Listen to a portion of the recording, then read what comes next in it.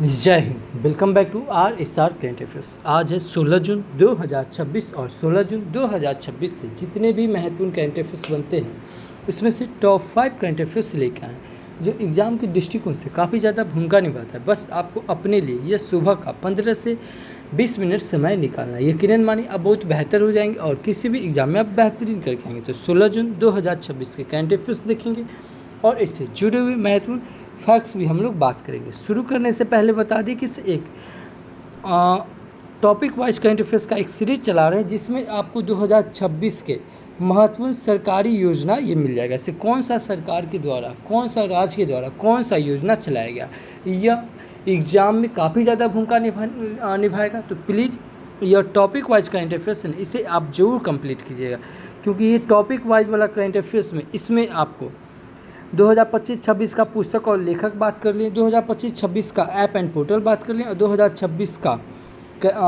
Sports से current affairs और 2026 का अवार्ड वाला भी ये कंप्लीट करवा दें। तो प्लीज़ ये जितना भी है इसे ज़रूर कंप्लीट कर ले। और ये महत्वपूर्ण समिट और कॉन्फ्रेंस ये भी 2026 वाला करते, तो प्लीज़ इसे आप जरूर कंप्लीट कीजिएगा। चलिए तो फिर शुरू करते हैं आज का करंट अफेयर्स। तो पहला क्वेश्चन कि सभी हाल ही में वैश्विक पवन दिवस यह कब मनाएगा। तो यह वैश्विक पवन दिवस यह 15 जून को मनाएगा। कब? 15 जून को। इस क्वेश्चन का ऑप्शन नंबर बी सही होगा कि इसे 15 जून को वैश्विक पवन दिवस मनाया गया। इस क्वेश्चन का ऑप्शन नंबर बी सही हो जाएगा। अब दिवस की बात आई है तो अभी जून महीने में अब तक इतने इम्पोर्टेंट दिवस मनाए गए हैं, जैसे 1 जून को विश्व दुग्ध दिवस मनाया गया और इसका थीम क्या था कि महिला किसानों का सम्मान। अच्छा, दूध सुनते आपके दिमाग में क्लिक करना चाहिए क्या कि इस दूध जो बच्चों में पचता है ये किसके कारण पचता है, तो ये रीडिंग के कारण। और जैसे जैसे उम्र ऊपर की ओर बढ़ता है तो क्या होता है, बूढ़ों में क्या होता है, रेनिन की मात्रा कम हो जाता है, जिस कारण से क्या होता है कि इस दूध कम पचता है। और दूध से याद रखेंगे इस दूध का उजलापन ये कैसीन के कारण और दूध का पीलापन ये कैरोटीन के कारण। 2 जून को अंतर्राष्ट्रीय यौन कर्मी दिवस और तेलंगाना स्थापना दिवस मनाया गया।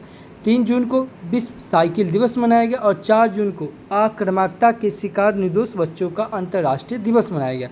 5 जून को विश्व पर्यावरण दिवस मनाया गया और 6 जून को विश्व कीट जागरूकता दिवस मनाया गया और 7 जून को विश्व खाद्य सुरक्षा दिवस मनाया गया।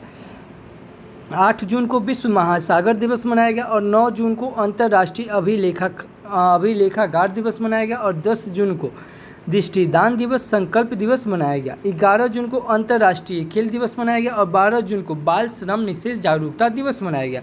13 जून को एल्बिनिज जागरूकता दिवस और 14 जून को विश्व रक्तदाता दिवस मनाया गया। कब? यह 14 जून को।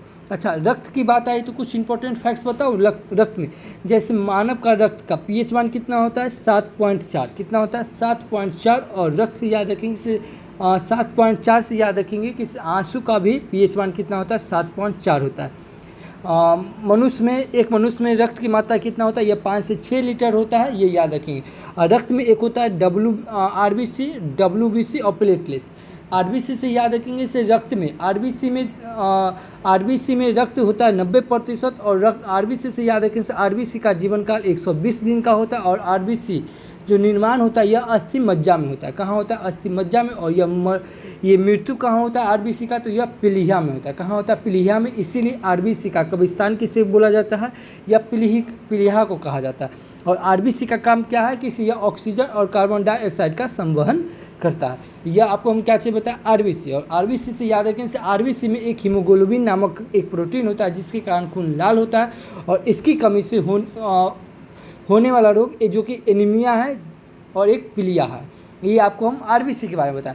और WBC के बारे में बताते हैं कि इससे WBC क्या होता है? यह सबसे कम होता है जिसका जीवन काल 3 से 4 दिन होता है और यह आकार में सबसे बड़ा होता है और इसका निर्माण कहाँ होता है? अस्थि मज्जा में। याद रखें से RBC का भी निर्माण अस्थि मज्जा में होता है, WBC का भी निर्माण अस्थि मज्जा में होता है, लेकिन RBC का मृत्यु होता है पीलिया में और WBC का यह मृत्यु होता है यह कहाँ? यह रक्त में ही होता है। और याद रखेंगे क्या कि WBC है यह हमें बीमारी से बचाता है। क्या करता है? बीमारी से बचाता है। बीमारी से हमें कौन बचाता है? तो लिम्फोसाइट। और घाव को भरने में कौन काम करता है? यह मोनोसाइट। यह WBC का ही 2 पार्ट है। और याद रखेंगे इसे WBC अगर ज़्यादा हो गया तो हमें कौन सा बीमारी हो जाएगा? ल्यूकोपीनिया। और WBC अगर कम हो गया तो कौन सा बीमारी होगा? ल्यूकोमिया। क्या होगा? ल्यूकोमिया। ये याद रखेंगे। उसके बाद बता दें ये क्या कहते हैं ये रक्त से याद रखेंगे क्या, किसे सर्वदाता, क्या है सर्वदाता रक्त किसे बोलते हैं, जो कि वो सबको दे सकता है, तो बोला ओ को बोलते हैं, क्या बोलते हैं ओ को, जो कि सबको दे सकता है और सबसे ले सकता है, तो यह ए बी को बोलते हैं, क्या बोलते हैं ब्लड ग्रुप ए बी को। इतना याद रखेंगे इस क्वेश्चन से। अगला क्वेश्चन है कि सभी हाल ही में कौन सा राज्य अत्यधिक जहरीले खरपतवार नाशक पैराक्वाट पर प्रतिबंध लगाने वाला देश का तीसरा राज्य बन गया, तो यह तेलंगाना बन गया। कौन बन गया है, तेलंगाना। इस क्वेश्चन का ऑप्शन नंबर सी सही होगा कि से अभी तेलंगाना राज्य अत्यधिक जहरीले खरपतवार नाशक पैराक्वाट पर प्रतिबंध लगाने वाला देश का तीसरा राज्य बन गया। कौन, तेलंगाना। इस क्वेश्चन का ऑप्शन नंबर सी सही हो जाएगा। अब तेलंगाना की बात आई है, यह है मैप में तेलंगाना। तेलंगाना की कैपिटल क्या हो जाएगा, हैदराबाद। अगेन मैं फिर बता रहा हूँ, अगर आप RSR करंट अफेयर्स के अगर रेगुलर स्टूडेंट है तो आपके दिमाग में ये क्लिक किया होगा क्या कि इसे हैदराबाद कौन सी नदी के किनारे, मूसी नदी के किनारे। स्त्री सम्मेलन कहाँ हुआ है, तो हैदराबाद में। भारत का बोस्टन किसे कहा जाता है, तो यह हैदराबाद को। भारत का पहला गोल्ड मेल्टिंग एटीएम कहाँ खुलेगा, यह हैदराबाद में। और हैदराबाद में निजाम सागर झील है और हुसैन सागर झील है। तेलंगाना के सीएम कौन है, रेवन्नाथ रेड्डी। और तेलंगाना के गवर्नर कौन है, शिव प्रताप शुक्ला। कौन है, शिव प्रताप शुक्ला। तेलंगाना के चपाता मिर्च को, जो कि टमाटर जैसा रहता है, इसे क्या मिला, GI टैग मिला। तेलंगाना कावेरी नदी के तट पे तेलंगाना स्थापना दिवस 2 जून को मनाया जाता है, क्योंकि 2 जून 2014 को तेलंगाना का स्थापना हुआ। तेलंगाना से याद रखेंगे क्या, किसी तेलंगाना में अमराबाद टाइगर रिजर्व है और कबल टाइगर रिजर्व है। और टाइगर रिजर्व से याद रखेंगे, जैसे भारत में अब तक टोटल कितने टाइगर रिजर्व है, तो भारत में अब तक टोटल 58 टाइगर रिजर्व है। और टाइगर रिजर्व से याद रखें, भारत में टाइगर प्रोजेक्ट कब आया, तो यह 1973 में आया। कब आया, 1973 में। ठीक एक साल ऊपर याद रखेंगे क्या, 1972 में क्या आया था, वन जीव संरक्षण अधिनियम। और साथ में याद रखेंगे गिर सीप परियोजना अधिनियम। कब आया, 1972 में। और विश्व वन जीव दिवस से याद रखेंगे, से विश्व वन जीव दिवस कब मनाया जाता है, यह 3 मार्च को। और अंतर्राष्ट्रीय वन दिवस कब मनाया जाता है, यह 21 मार्च को। ठीक एक साल बाद याद रखेंगे क्या, 1974 में। 1974 में क्या है, जल प्रदूषण नियंत्रण अधिनियम आया है। और याद रखेंगे जल प्रदूषण नियंत्रण से याद रखेंगे विश्व जल दिवस कब मनाया जाता है, 22 मार्च को। और 22 मार्च को ही बिहार दिवस मनाया जाता है। 22 अप्रैल को क्या मनाया जाता है, पृथ्वी दिवस। और 22 मई को विश्व जैव विविधता दिवस मनाया जाता है। इतना याद रखेंगे तेलंगाना से। उसके बाद बता दें कि तेलंगाना में शिवराम नेशनल पार्क है, मंजीरा नेशनल पार्क है, पारवार नेशनल पार्क है। और तेलंगाना में अभी नगोवा महोत्सव मनाया गया, मैदाराम जात्रा महोत्सव मनाया गया। ध्यान देंगे, से मैदाराम जात्रा महोत्सव कहेगा तो यह तेलंगाना में, और जात्रा महोत्सव कहेगा तो यह त्रिपुरा में। तेलंगाना में बथुकम्मा त्यौहार मनाया गया है। तेलंगाना में अभी बुनालू त्यौहार, सरस्वती पुष्करू कुंभ, इसका आयोजन कहाँ हुआ, यह तेलंगाना में हुआ। तेलंगाना में अभी मुस्कान ऑपरेशन शुरू हुआ है, मुस्कान क्रैकडाउन ऑपरेशन शुरू हुआ है। और AI इनोवेशन हब लॉन्च कहाँ किया है, यह तेलंगाना सरकार ने शुरू किया है। अभी तेलंगाना सरकार ने इंदिरम्मा आवास योजना शुरू किया। भू भारती पोर्टल ऐप लॉन्च किया। कौन, यह तेलंगाना सरकार। तो इतना याद रखेंगे तेलंगाना से। अभी महिला सुरक्षा सुनिश्चित करने के लिए स्त्री राइट नामक पहल ये तेलंगाना सरकार द्वारा शुरू की गई। तेलंगाना ने शिक्षा, स्वास्थ्य सेवा और निवेश के क्षेत्र में संबंधों को मजबूत करने के लिए दक्षिण अफ्रीका के साथ समझौता किया। भारतीय रेलवे ने मानव संसाधन HR प्रशासन को आधुनिक बनाने के लिए AI संचालित CHIRAG सेंटर हैदराबाद में लॉन्च किया। तेलंगाना के मुख्यमंत्री ने हर नागरिक के लिए one stop multipurpose unified card शुरू करने के लिए निर्देश जारी किया है। अच्छा, चैनल पे पहली बार आए हैं, चैनल को सब्सक्राइब कर ले, बगल के बेल आइकन को प्रेस कर दे। जो भी स्टडी ग्रुप हो, व्हाट्सअप, फेसबुक, उस पर शेयर जरूर करें। क्योंकि मैं फिर बता दूं कि मैं जब भी आपके सामने आता हूं, एज ए टीचर की तरह नहीं, एज ए स्टूडेंट की तरह आता हूं कि एक स्टूडेंट को कैसे करंट अफेयर्स से स्टैटिक का पार्ट, ज्योग्राफी का पार्ट, पॉलिटी का पार्ट, ओवरऑल जितना हो सके ना उतना आपको कनेक्ट करके बताते हैं। आपको कनेक्ट करके पढ़ने से क्या होता है, चीज़ें आसान हो जाती है। तो प्लीज़ आप कहीं भी पढ़ते हैं, किसी से भी पढ़ते हैं, लेकिन एक दूसरा से कनेक्ट करके जरूर पढ़िए, क्योंकि क्योंकि आप एक टीचर नहीं, एक स्टूडेंट है, और एक स्टूडेंट को 5 से 6 सब्जेक्ट अपने दिमाग में रखना पड़ता है। तो प्लीज़ इसे आप जरूर कंप्लीट करें और अंत तक की वीडियो को जरूर देखिए, क्योंकि वीडियो के अंत में आपसे एक सवाल पूछेंगे जिसका जवाब आपको वीडियो के कमेंट बॉक्स में देना, और कल जो आपसे हम सवाल पूछे थे उसका भी जवाब आपको वीडियो के कमेंट बॉक्स में मिलेगा। अब वीडियो को डेली देखने की हैबिट डालिएगा। यह वीडियो अगर आप सुबह में नहीं देख पाते हैं तो दोपहर में देखिएगा, रात में देखिएगा, किसी कारणवश अगर पूरे दिन भर में नहीं देख पाते हैं तो वीडियो को पहले कल का वीडियो देखिएगा, फिर आज का वीडियो देखिएगा। तो वीडियो को अंत तक जरूर देखिएगा। अगला क्वेश्चन है कि सभी हाल ही में कहाँ 5000 से अधिक भारतनाट्यम कलाकारों ने सामूहिक प्रस्तुति देकर गिनीज वर्ल्ड रिकॉर्ड बनाया है? तो यह कोलंबो में बनाया है। कहाँ बनाया है? कोलंबो में। इस क्वेश्चन का ऑप्शन नंबर सी सही होगा कि सभी हाल ही में कोलंबो में 5000 से अधिक भारतनाट्यम कलाकारों ने सामूहिक प्रस्तुति देकर गिनीज वर्ल्ड रिकॉर्ड बनाया है। इस क्वेश्चन का ऑप्शन नंबर सी सही हो जाएगा। अगला क्वेश्चन है कि अभी हाल ही में G7 शिखर सम्मेलन 2026 कहाँ शुरू हुआ है? तो यह फ्रांस में हुआ है। कहाँ हुआ है? फ्रांस में। इस क्वेश्चन का ऑप्शन नंबर बी सही होगा कि सभी हाल ही में G7 शिखर सम्मेलन कहाँ शुरू हुआ है? या फ्रांस में। मैं फिर बता रहा हूँ, जो टॉपिक वाइज करंट अफेयर्स जो आपको हम करवा दिए, ठीक है, उसे आप जरूर देखें और उसे आप जरूर कंप्लीट कर लें, ठीक है, क्योंकि टॉपिक वाइज करंट अफेयर्स में इसमें 2025 और 26 का प्रमुख सम्मेलन यह सब करवा दिए। अब फ्रांस की बात आई है, यह है मैप में फ्रांस। फ्रांस की कैपिटल क्या है? पेरिस। फ्रांस की करेंसी क्या हो जाएगा? यूरो। फ्रांस के प्रेसिडेंट कौन है? एमरोन मैक्रोन। कौन है? एमरोन मैक्रोन।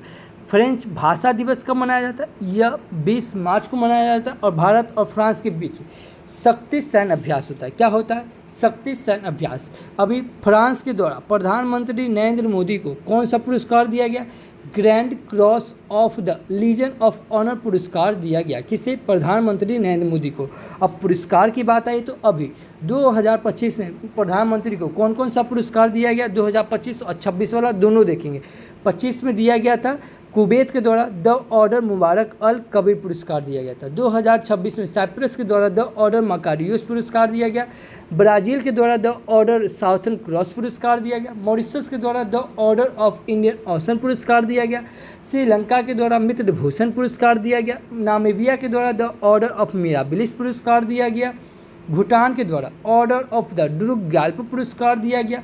घाना के द्वारा ऑर्डर ऑफ स्टार पुरस्कार दिया गया। गुआना की तरफ से ऑर्डर ऑफ एक्सीलेंस पुरस्कार दिया गया और इजराइल के द्वारा speaker of the Knesset medal दिया गया। नॉर्वे के द्वारा grand cross of the royal Norwegian order of merit पुरस्कार दिया गया। स्वीडन के द्वारा royal of order the polar star commander grand cross पुरस्कार दिया गया। अर्जेंटीना के द्वारा की टू सिटी पुरस्कार दिया गया। यह किसे दिया गया? प्रधानमंत्री नरेंद्र मोदी को दिया गया। अच्छा, की टू सिटी से याद रखेंगे, से यह है की टू सिटी पुरस्कार कहेगा, यह अर्जेंटीना के द्वारा यह प्रधानमंत्री मोदी को दिया गया। एक है सिटी की ऑफ ऑनर पुरस्कार जो कि पुर्तगाल के द्वारा यह राष्ट्रपति द्रौपदी मुर्मू जी को दिया गया। और द्रौपदी मुर्मू जी से याद रखें, इसे स्लोवाकिया के द्वारा मानक डायरेक्टर की उपाधि दिया गया। किसे? द्रौपदी मुर्मू जी को दिया गया। द्रौपदी मुर्मू जी का एक पुस्तक है ब्रिंग ऑफ होप। क्या है? Brings of hope. यह किसके द्वारा है? द्रौपदी मुर्मू जी के द्वारा लिखा गया। अभी वर्तमान में द्रौपदी मुर्मू जी ने 70 वीरता पुरस्कार को मंजूरी दी है, जिसमें अशोक चक्र शुभांशु शुक्ला जी को दिया गया, कीर्ति चक्र तुलेश्वर सुब्बा को दिया गया, अर्शदीप सिंह को दिया गया और प्रशांत बालकृष्णा को दिया गया। यह सब कीर्ति चक्र दिया गया और 13 शौर्य चक्र दिया गया और विशिष्ट सेवा मंडल पुरस्कार यह सोफिया कुरैशी को दिया गया। इतना याद रखेंगे अभी। अच्छा, याद रखेंगे क्या कि हमारे संविधान में कुछ प्रावधान लिए गए हैं जो कि फ्रांस से लिए गए। फ्रांस से कौन सा प्रावधान लिया गया? गणतंत्र होने की व्यवस्था लिया गया, स्वतंत्रता लिया गया, समानता लिया गया और बंधुता लिया गया। यह कहाँ से लिया गया? फ्रांस से। अच्छा, अमेरिका से क्या क्या लिया गया? तो अमेरिका से राष्ट्रपति के महाभियोग लिया गया जो कि आर्टिकल 161 में वर्णन है। प्रस्तावना लिया गया। देखिए ध्यान देंगे, सब प्रस्तावना कहेगा तो यह अमेरिका से लिया गया, लेकिन प्रस्तावना की भाषा कहाँ से लिया गया? यह ऑस्ट्रेलिया से लिया गया। उपराष्ट्रपति का पद यह अमेरिका से लिया गया। मौलिक अधिकार लिया गया कहाँ? अमेरिका से। ध्यान देंगे, मौलिक अधिकार कहेगा तो यह अमेरिका से, लेकिन मौलिक कर्तव्य कहेगा तो यह रूस से लिया गया। स्वतंत्र न्यायपालिका लिया गया, न्यायिक पुनरावलोकन लिया गया, उच्चतम न्यायालय और उच्च न्यायालय के लिए लिया गया, न्यायाधीश के पदों से हटाना लिया गया। यह कहाँ से लिया गया? अमेरिका से। आयरलैंड से राज्य के नीति निर्देशक तत्व लिया गया, जिसे हम लोग DPSP कहते हैं, जो कि जिसका वर्णन आर्टिकल 36 से 51 तक के वर्णन है। कहाँ से? 36 से 51 तक के वर्णन है, जो कि राज्य के नीति निर्देशक तत्व लिया गया। कहाँ से? यह आयरलैंड से। और आयरलैंड से ही राष्ट्रपति का चुनाव की प्रक्रिया लिया गया। आयरलैंड से ही राज्यसभा में राष्ट्रपति के द्वारा मनोनीत की प्रक्रिया लिया गया। ध्यान देंगे, अगर आपसे कहेगा कि राज्यसभा में राष्ट्रपति के द्वारा मनोनीत की प्रक्रिया कहेगा तो यह कहेगा आयरलैंड से मनोनीत की प्रक्रिया, और यही कहेगा कि राज्यसभा में राष्ट्रपति के द्वारा चयनित की प्रक्रिया यह दक्षिण अफ्रीका से लिया गया। और दक्षिण अफ्रीका से ही संविधान में संशोधन की प्रक्रिया लिया गया। ऑस्ट्रेलिया से प्रस्तावना की भाषा लिया गया, लेकिन प्रस्तावना कहाँ से लिया गया? यह अमेरिका से लिया गया। समवर्ती सूची लिया गया ऑस्ट्रेलिया से। संसद की दोनों सदनों की बैठक यह भी ऑस्ट्रेलिया से लिया गया, और इसे बुलाता कौन है? तो राष्ट्रपति बुलाता है, और इसका अध्यक्षता कौन करता है? तो लोकसभा का स्पीकर करता है। और रूस से मौलिक कर्तव्य लिया गया, और याद रखेंगे क्या कि मौलिक अधिकार कहेगा तो यह अमेरिका से लिया गया। पंचवर्षीय योजना भी यह रूस से लिया गया, और आपातकालीन प्रावधान यह जर्मनी से लिया गया, और संघीय व्यवस्था भी यह कनाडा से लिया गया। संसदीय प्रणाली ब्रिटेन से लिया गया, एकल नागरिकता ब्रिटेन से लिया गया, और विधि निर्माण की प्रक्रिया और लोकसभा और राज्यसभा की प्रक्रिया यह भी ब्रिटेन से लिया गया। अगेन मैं फिर बता रहा हूँ, जिस प्रकार मैं को कनेक्ट करके बता रहा हूँ, पूरे यूट्यूब पर ऐसे कोई नहीं बताता। सब आएंगे वन लाइन के फॉर्मेट में पढ़ा के निकल जाएंगे, लेकिन मैं फिर बता रहा हूँ, आपको एक टीचर की तरह नहीं, आपको एक स्टूडेंट की तरह पढ़ना, और इस प्रकार से ऐसे को कनेक्ट करके पढ़ना है। अभी 52वें G7 शिखर सम्मेलन का आयोजन फ्रांस में किया गया, और वन हेल्थ समिट 2026 का आयोजन भी यह फ्रांस में किया गया। और फ्रांस ने 15 वर्ष से कम उम्र के बच्चों के लिए सोशल मीडिया प्रतिबंध विधेयक पारित किया, और फ्रांस में जन्म की तुलना में मृत्यु दर अधिक दर्ज किया गया। और इंडियन ऑप्टेल लिमिटेड ने फ्रांस की कंपनी सफ्रान इलेक्ट्रॉनिक्स एंड डिफेंस के साथ MOU साइन किया है। फ्रांस के पूर्व राष्ट्रपति निकोलस सरकोजी को भ्रष्टाचार और सत्ता का दुरुपयोग करने के लिए 5 वर्ष की कैद की सज़ा सुनाई गई है। फ्रांस के फुटबॉलर सैमुअल उमटीटी ने 31 साल की उम्र में फुटबॉल से संन्यास ले लिया। तो इतना याद रखेंगे फ्रांस से। अगला क्वेश्चन है कि सभी हाल ही में किस IIT ने आर्सेन सेफ नामक एक पोर्टेबल डिवाइस विकसित किया है? तो यह IIT भुवनेश्वर ने किया है। कौन किया? IIT भुवनेश्वर ने। इस क्वेश्चन का ऑप्शन नंबर 20 सही होगा कि सभी हाल ही में IIT भुवनेश्वर ने आर्सेन सेफ नामक एक पोर्टेबल डिवाइस विकसित किया है। इस क्वेश्चन का ऑप्शन नंबर 20 सही हो जाएगा। अब IIT की बात आई तो कुछ इंपॉर्टेंट फैक्ट्स हम लोग बात कर लेते हैं। जैसे IIT कानपुर ने साइबर सिक्योरिटी कोर्स लॉन्च किया है। IIT मद्रास ने मानव मस्तिष्क स्टेप का दुनिया का सबसे विस्तृत 3D एड्रेस जारी किया। और IIT मुंबई में भारत की पहली एकीकृत CCUS फील्ड प्रयोगशाला शुरू की गई है। IIT मद्रास ने अमेरिका में डीप टेक स्टार्टअप्स को बढ़ावा देने के लिए अपना पहला अंतर्राष्ट्रीय सेंटर लॉन्च किया है। भारत ने IIT मद्रास में स्वदेशी रूप से विकसित सिलिकॉन फोटोनिक्स संसाधन का अनावरण किया, और भारत का पहला एकीकृत कृषि खुफिया पारिस्थितिकी तंत्र IIT रोपर ने लॉन्च किया है। IIT मद्रास ने भारत का पहला 3 टीम फुटबॉल ओमेगा बॉल पेश किया है। तो इतना याद रखेंगे IIT से। अगला क्वेश्चन है कि सभी हाल ही में किस राज्य सरकार ने 64 जगहों के असली नामों को फिर से लागू करने की मंजूरी दी है? तो यह उड़ीसा सरकार ने किया है। कौन किया है? उड़ीसा सरकार ने। इस क्वेश्चन का ऑप्शन नंबर C सही होगा कि सभी हाल ही में उड़ीसा सरकार ने 64 जगहों के असली नामों को फिर से लागू करने की मंजूरी दी है। इस क्वेश्चन का ऑप्शन नंबर C सही हो जाएगा। अब उड़ीसा की बात आई है। यह है मैप में उड़ीसा। उड़ीसा की कैपिटल क्या हो जाएगा? भुवनेश्वर। उड़ीसा के CM कौन है? मोहन चरण मांझी। उड़ीसा के गवर्नर कौन है? डॉक्टर हरिभाऊ कंभमपति। कौन है? डॉक्टर हरिभाऊ कंभमपति। 18वां प्रवासी भारतीय दिवस सम्मेलन कहाँ हुआ है? यह उड़ीसा में हुआ। उड़ीसा में लोकसभा की सीट 21, राज्यसभा की सीट 10 और विधानसभा की सीट 147 है। भारत का पहला राष्ट्रीय एटीएम कहाँ खुला है? यह उड़ीसा में। भारत का पहला अनाज एटीएम कहाँ खुलेगा? यह हरियाणा में। उड़ीसा उत्कल तट के किनारे।